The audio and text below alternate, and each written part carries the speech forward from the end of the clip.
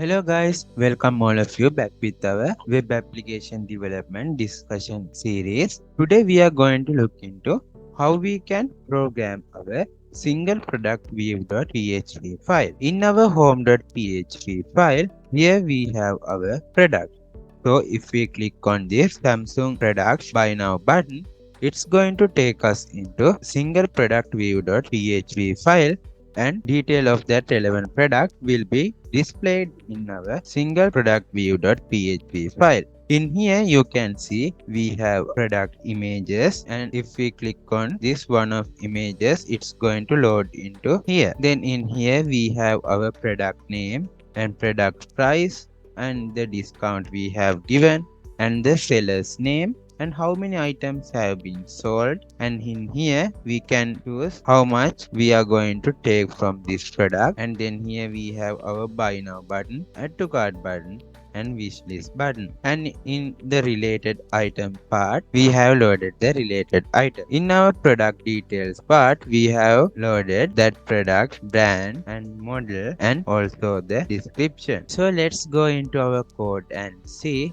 how we can program this single product view.php file. In our home.php file, within our product cards, you can see here we have our buy now button, and we have used the anchor tag this buy now button, and as the destination file we have given a PHP script, and we have printed single product view.php and then the ID as the selected product ID. So when a user click on this buy now button, it's going to load this single product view.php file, and also this button will send the clicked product ID into single product view.php file. In our single product view.php file, first we have inserted the PHP script and we have imported our connection.php file. Then we have checked whether the product ID has been set or not.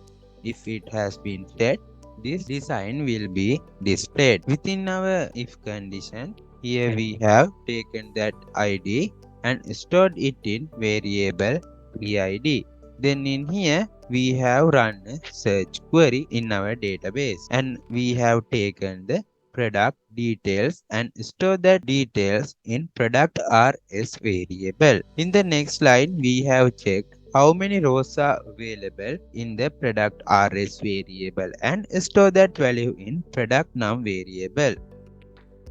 Then we have checked whether the product num value is equal to 1 or not. If it's equal to 1, that means we have some product, and within this if condition we have taken the first row from our product rs variable and store it in product data variable. Then we have closed this first PHP script, and we have inserted our HTML version tag and HTML opening tag and our header part.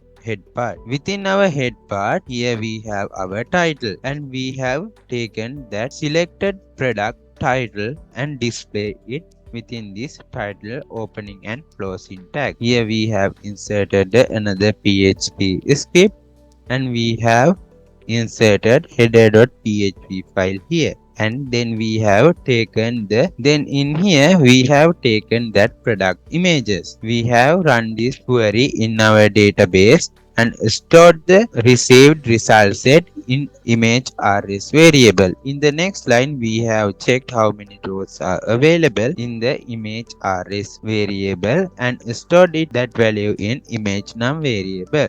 Then we have created an array and stored it as $image. After that, here we have checked whether the image num is not equal to 0. Within this if condition, we have inserted a for loop, and we have created a variable as $x and assigned value 0, and we have checked whether the $x value is less than $image num value, and then we have add one value to this $x variable. Within our for loop, first we have taken the first row from image rs variable and store that value in image data variable. In the next line, we have taken that image path and stored it in our array which was saved as $image. And in here we have given an index. Here we have closed that PHP script. And here we have inserted our image tag. As the value of src attribute, we have inserted another PHP script. And we have printed that stored path in here. And we have also given this image a ID to make it a unique ID. Here we have print $x. Then we have inserted the onClick function and we have called this function as load main img. And within the opening and closing tag, we have set to print the $x value. In here we have printed the selected product title. After the title, in here we have taken the price of that product and stored it in variable price. And in here we have calculated the discount we are going to give and stored it in adding price. And in the next line we have created our new price and stored it in variable new price. And in the next line we have taken the difference between the new price and previous price. And in the last line we have calculated the percentage of that difference. After those calculations, here we have printed that product price, and in here the new price of that product, and here the difference, and here the discount percentage. After that, in here we have printed how many items are available in our store. Then in here we have taken the seller's details from our database and store it in variable user rs. And in the next line we have taken the first row from user underscore rs variable and stored it in user data variable. Then in here we have printed that seller's first name and last name. After that part, here we have given an input field to select how many items from that products are going to be bought by. And in here we have called a function as check value. Within the opening and closing bracket of this check value function, we have set to print the quantity of that product. After that, here we have our increase button and here we have our decrease button. In the increase button, we have called a function as qty and we have printed that product data quantity. And within the decrease button, we have called a function as qty.dec. After that part, here we have our buy now button and add to cart button, then add to wishlist button. Then here we have loaded the related items. In here we have inserted a PHP script, and first we have taken the product title and stored it in variable t. In the next line, we have run a select query in the database and stored that value in related result set variable, and we have taken the product from our database which has the same title like our product. Then here we have checked how many rows are available in related rs variable and stored that value in related num variable. In here we have created a for loop and we have created a variable as $r and assigned value 0, and we have checked whether the variable r value is less than the value of related num variable, and then we have add one value to this $r variable. Within our for loop, we have taken the first row from our related result set variable and stored it in related data variable. In order to display our related products, we have used this card, and within the card, here we have printed the title and the price and the available quantity, and in here we have inserted buy and view buttons.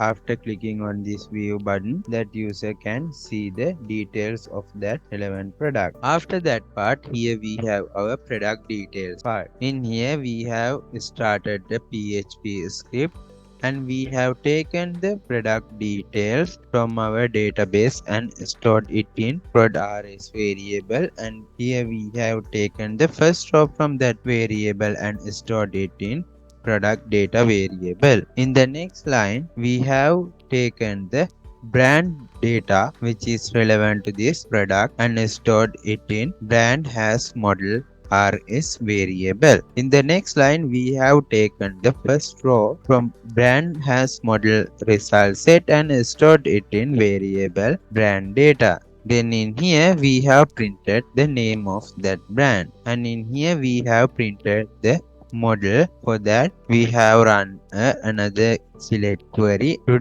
take the model details and store that in the variable model rs.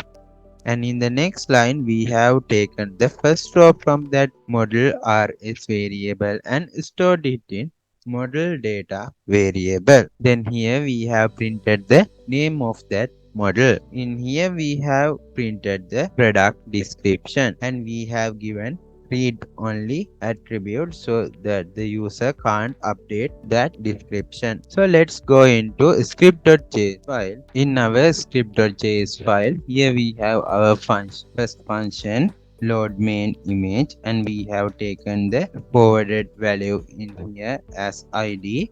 And within this function, first we have taken the element which is id is equal to product image and this id, and from that element we have taken its src and store it in variable img. In the next line we have taken the element which is id is equal to main image and stored it in variable main. In the next line we have changed this main background image into this src. Then here we have our next function as check value function. We have taken the forwarded quantity from here. Within this function, first we have taken the element which is id is equal to quantity input and stored it in variable input. Then we have checked whether this input elements value is less than 0 or not. If it's less than or equal to 0, we have printed alert as quantity must be 1 or more. And then we have assigned a value as 1. If the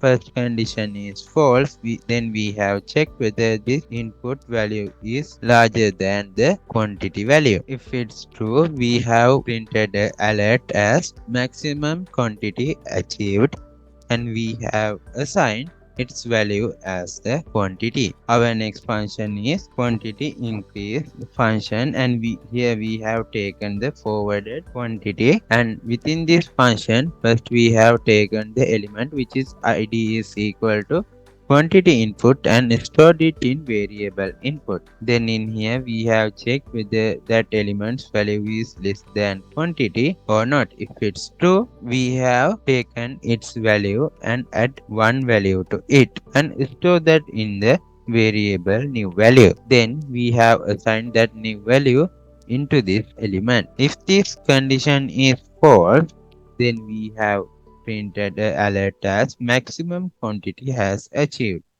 and we have assigned its value as the quantity. Our next function is quantity decrease function. Within our quantity decrease function, first we have taken the element which id is equal to qty input and stored it in variable input. Then we have checked whether that element's value is larger than 1 or not. If it's larger than 1, we have taken its value and we have decreased that value by 1 and stored it in variable new value. Then we have assigned that new value into our element. If this condition is false, then we have printed the alert as minimum quantity has achieved, and we have assigned that element's value as 1. So guys, that's all for today. Thanks all of you for joining me. See you in the next video.